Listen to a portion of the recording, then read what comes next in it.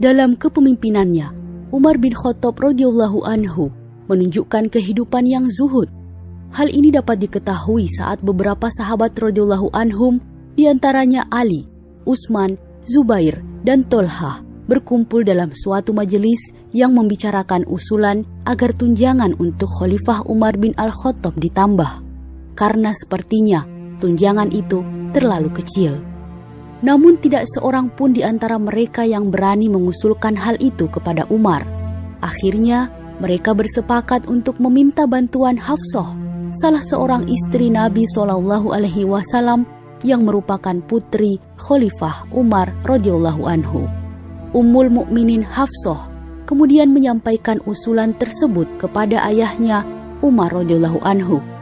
Mendengar itu Khalifah Umar bukannya senang, beliau tampak marah. Beliau berkata, "Siapa yang telah mengajukan usulan itu? Seandainya aku tahu nama-nama mereka, aku akan memukul wajah-wajah mereka." Kemudian ia berkata lagi, "Sekarang ceritakan kepadaku pakaian Nabi SAW yang paling baik yang ada di rumahmu."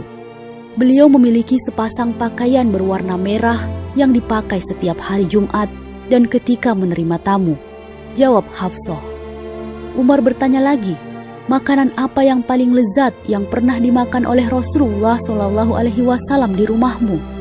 "Roti yang terbuat dari tepung kasar yang dicelupkan ke dalam minyak," jawab Hafsah. Khalifah Umar lalu berkata, "Sekarang pergilah, katakan kepada mereka Rasulullah SAW telah mencontohkan pola hidup sederhana. Mereka cukup dengan apa yang ada demi meraih kebahagiaan akhirat. Aku tentu akan mengikuti teladan beliau." Sikap tersebut mencerminkan betapa zuhudnya Khalifah Umar. Dalam sejarah pemerintahan Islam, kehidupan zuhud sering menjadi pilihan para khalifah kaum muslim. Padahal mereka para kepala negara Islam mewarisi wilayah kekuasaan yang sangat luas. Artinya, kalau mau, sangatlah mudah bagi khalifah manapun dengan kekuasaan yang sangat besar itu bergelimang dalam kemewahan. Namun, sikap tersebut tak menjadi pilihan.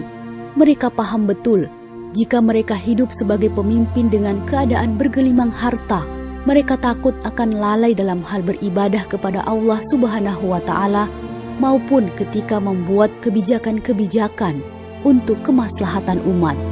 Jika kita bandingkan pada masa kini, di tengah-tengah sistem kehidupan sekuler yang serba materialistis, rasanya mustahil hal itu terjadi.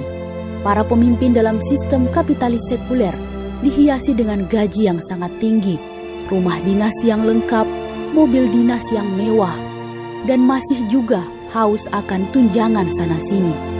Sistem ini hanya melahirkan para pemimpin yang bobrok dan korup. Kebijakan-kebijakan yang dibuat pun bukan lagi untuk kepentingan rakyat, melainkan diperuntukkan para kaum pemilik modal dan kekuatan. Masihkah kita mau mempertahankan sistem kapitalis ini? Tentu tidak. Yang kita butuhkan adalah sistem paripurna dari Allah. Sistem di mana ketika sistem pemerintahan Islam ditegakkan dan ketika syariat serta nilai-nilai Islam diamalkan oleh penguasa muslim, tidak lain itu adalah sistem khilafah Islamiyah.